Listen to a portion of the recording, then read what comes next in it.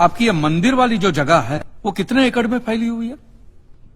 22 एकड़ में, 22।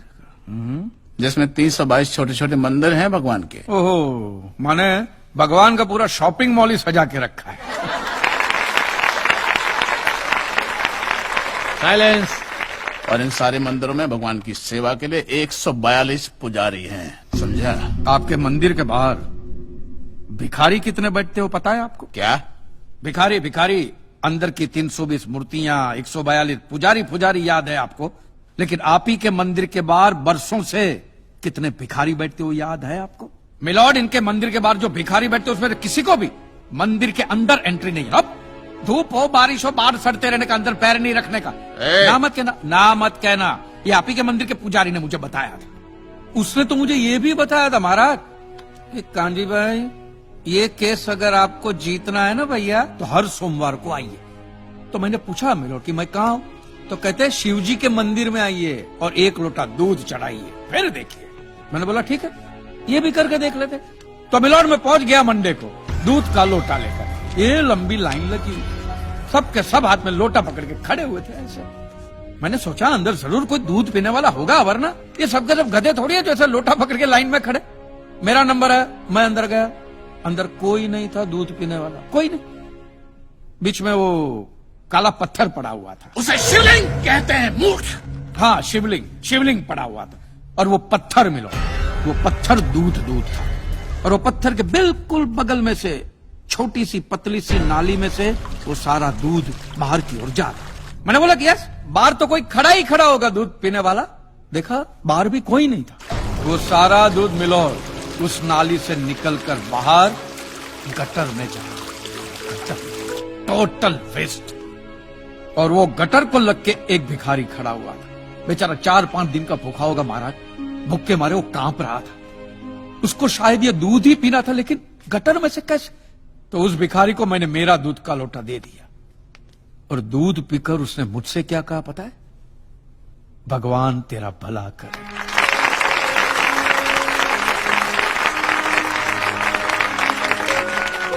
तो मंदिर में आने वाला एक एक इंसान वो पत्थर पे दूध डालने के बजाय किसी गरीब के पेट में डाले ना तो सबसे ज्यादा पुण्य मिलेगा, नहीं? और हाँ मौलवी साहब, किसी दरगाह पे फूलों की चादर उड़ाने के बजाय किसी नंगे फकीर के बदन पे कपड़ों की चादर उड़ाई जाए ना तो अल्लाह को बहुत खुशी मिलेगी। और जीसस के सामने मोमबत्तियां जलाने से अच्छा है किसी गरीब की झोंपड़ी में जलाइए, तो उसके घर में कभी अंधेरा नहीं होगा। क्यों, तुम नहीं भगवान को नहीं मानते क्या?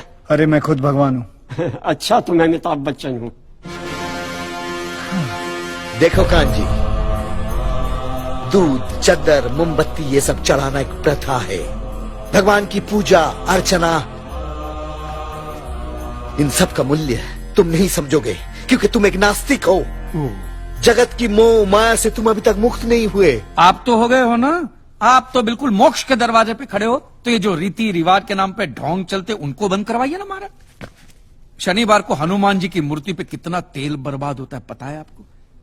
लोग 2 रुपये के 5 रुपए के सिक्के यूं करके मूर्ति पे चिपकाते हैं। हनुमान जी इन सारे चिल्लर का क्या करेंगे? कांजी भाई बिल्कुल ठीक कह रहे हैं। साईं बाबा अपनी पूरी जिंदगी गरीबों के लिए और गरीबी में जिए। जब तक वो जिंदा रहे तेल की एक एक बूंद के लिए दर बदर भटकते रहे, और आज उनके मरने के बाद उनके लिए करोड़ों का सिंहासन, सोने का मुकुट, किसके लिए बताइए महाराज। एक बात बताइए, जो भी भक्त भगवान की श्रद्धा से सच्चे दिल से भक्ति करता है उस पर तो उस परम कृपालु की कृपा दृष्टि रहती है ना? रहती है ना? आया ना? तो चलिए महाराज मुझे ये बताइए कि अमरनाथ और वैष्णो देवी की यात्रा पे जाती हुई बस नीचे खाई में क्यों गिर जाती है? वो तो भगवान की भक्ति के लिए जा रहे थे, श्रद्धा से भजन गाते गाते जा रहे थे, तो भगवान ने डायरेक्टली उनको ऊपर बुला लिया। और आप मुझे एक गाड़ी ऐसी बताइए जिसका एक्सीडेंट हुआ हो और जिसके अंदर भगवान की मूर्ति या फोटोग्राफ ना हो। बताइए। I object my Lord. From day 1 ये आदमी बातों को यूं गोल गोल घुमा रहा है। मिस्टर कांजी, ये कोई डिबेट नहीं है अच्छे बुरे की, ये कोर्ट है और यहां प्रूफ चलता है। और हमारे पास प्रूफ है, इंश्योरेंस पेपर्स पर आपके सिग्नेचर्स। इसलिए लीगली आपको कोई हक नहीं बनता इंश्योरेंस कंपनी से पैसे और मांगने जहां तक हमारा प्रश्न है, बीमा कंपनी के नियमों को हम नहीं मानते। अगर उन्होंने लिख दिया कि भूकंप जज साहब ने करवाया है, तो क्या जज साहब पैसे देंगे? इसी तरह पॉलिसी में भगवान का नाम लिख देने से भगवान पैसे देने के लिए प्रतिबद्ध नहीं होते। अगर आप चाहते कि भगवान आपके पैसे लौटा दे, तो ये प्रूफ करो कि ये भूकंप भगवान ने किया है, किया ही है ना। इन राइटिंग है, कहीं लिखा हुआ तुम्हारे पास है? Any proof? मिलॉर्ड, ये mister kanji, court of law में सिर्फ दलीलों पर फैसले नहीं होते। आपकी दलीलें, आपके आर्गुमेंट्स आम जनता के लिए कितने भी वैलिड क्यों ना हो, लेकिन अगर आप उन्हें साबित नहीं कर सकते हैं तो उनका कोई मतलब नहीं। आपके पास कोई सबूत है? You may please proceed. Your honour, इससे पहले कि मिस्टर कांजी अपने तीखे और कटाक्ष भरे व्यूज बिना किसी रेफरेंस प्रदर्शित करें, मैं उनसे पूछना चाहता हूं कि उनके पास कोई प्रूफ है जिससे वो साबित कर सके कि उनकी दुकान भगवान ने गिराई है? मिलॉर्ड, अब जो सवाल मैं पूछने जा रहा हूं उसके लिए मुझे एक ज्ञानी पंडित की जरूरत है। तो आप मेरे जो भी कोई ज्ञानी पंडित है वो यहां पे आए, सिर्फ ज्ञानी आए, ज्ञानी। हाँ, आप बैठ जाइए।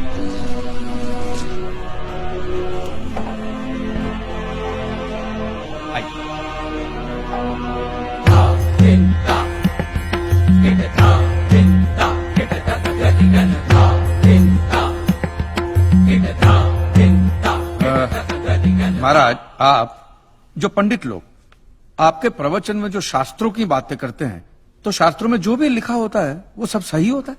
100%। ऐसा कहां लिखा है? ये तो आप कह रहे हैं। गीता में लिखा है। अच्छा, क्या लिखा है गीता में? गीता के 4थे अध्याय का 40वां श्लोक, अज्ञस्य अश्रद्धानस्य संशयात्मा विनश्यति, नायम लोकस्ति न परा न सुखम संशयात्मना। मतलब क्या? इसका अर्थ है, जो अज्ञानी श्रद्धा विहीन मनुष्य शास्त्र पर संदेह या शक करता है, उसका विनाश निश्चित है। उसे भूलोक या परलोक कहीं भी शांति नहीं मिलती। समझा? ये बहुत इंटरेस्टिंग आइटम है। महाराज, आपको ये गीता में या शास्त्रों में कुछ भी समझ में आता है? हा? कि जो भी लीलाधर महाराज बोल रहे उसमें बस ऐसे समझा समझा करके हाथ हिला रहे हैं। मिलॉर्ड, वो स्कूल में छोटे छोटे बच्चे होते, उनको प्रेयर कभी पूरी याद नहीं रहती, तो बेचारे आंख बंद करके ऐसे करके होंठ हिलाते, वो होंठ हिलाते, ये हाथ हिलाते। एक कांजी, तूने एक सिद्ध साधु का अपमान किया है, तो तुझे नरक में भी जगह नहीं मिलेगी। कहां से मिलेगी महाराज? आप लोगों ने पहले से ही वहां कुल्ले टिका के रखे हैं।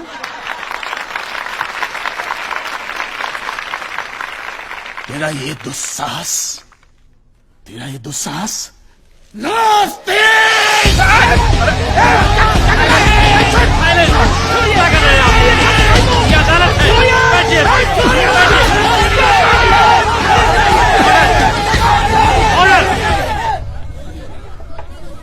बैठ जाइए।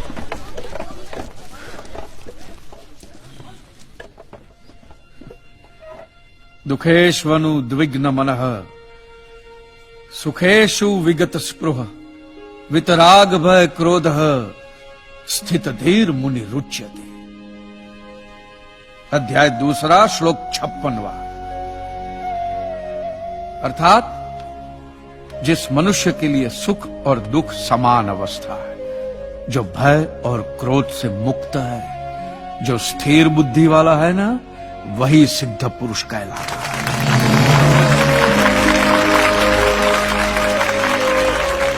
ये मुझे गीता सिखाएंगे?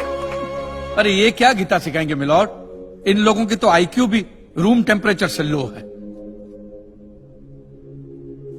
आपको 2 बात किया कही मैंने उकसाने के लिए, भड़काने के लिए, मुझे मारने चले हैं। ऐसी है आपकी सिद्धि सिद्धेश्वर? मिस्टर कांजी, उनकी सिद्धि क्या है, यह कोर्ट का मुद्दा नहीं है। कोर्ट का मुद्दा यह है कि आपकी दुकान किसने गिराई। भगवान ने गिराई है। ये आप फैसला सुना रहे। फैसला सुनाना जज साहब का काम है, आपका नहीं। आपको तो सिर्फ प्रूफ करना है कि उस दिन जो भूकंप आया वो भगवान की वजह से आया था, जो प्रूफ करना इम्पॉसिबल है। Relax relax relax, nothing is impossible. Swami ji एक बात बताइए, भगवान ने ही ये भगवत गीता कही है कही है, और भगवत गीता में जो भी कहा गया है वो सब सच है? 100%। Point to be noted milord. तो मुझे एक बात बताइए कि भगवान ने भगवत गीता के 9वें अध्याय के 8वें श्लोक में क्यों ऐसा कहा है कि पूरी सृष्टि का सर्जन मेरी इच्छा से हुआ, इसका विनाश भी मेरी इच्छा से होगा, ये पूरी सृष्टि मेरी इच्छा के अधीन है, इसके सर्जन और विनाश के लिए सिर्फ मैं और मैं ही जिम्मेदार हूं। और ये देखिए मिलॉर्ड, ये बाइबल में भी कहा गया है, Aiza chapter 54 verse 16 See, it is I who have created the smith who blows the fire of coals and produces a weapon fit for his purpose. I have also created the ravager to destroy. अब ये देखिए, ये कुरान शरीफ में भी है। सूरह जलजला 99 आयत 1 से 8 में भी लिखा है कि जब जमीन अपनी पूरी शिद्दत के साथ हिला डाली जाएगी और जमीन अपने अंदर के सारे बोझ को निकालकर बाहर डाल देगी और इंसान कहेगा कि ये उसको क्या हो रहा है, उस दिन वो अपने ऊपर बीते हालात बयां करेगी, क्योंकि तेरे रब ने उसे ऐसा करने का आदेश दिया होगा। रब ने।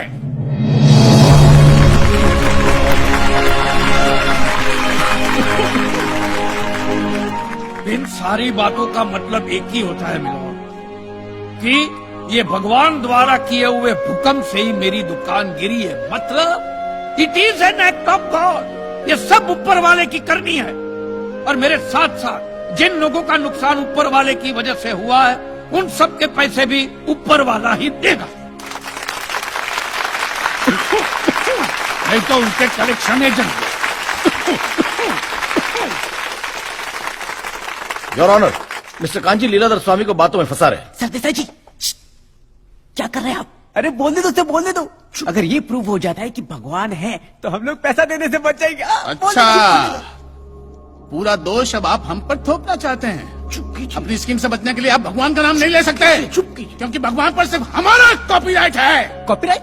अरे 2 मंदिर क्या बनवा दिए? भगवान आपकी बात का मालूम है? खबरदार, हमारा संप्रदाय तुमको छोड़ेगा नहीं। क्या कर रहे हो? साइलेंस। रिलैक्स। आज तक तो मिलॉर्ड सिर्फ इतना ही सुनने में आया था कि भगवान की आरती होती है, आराधना होती है, यज्ञ वगैरह होता है। आज तो ये भी सुनने को मिल रहा है कि भगवान के कॉपीराइट भी होते हैं।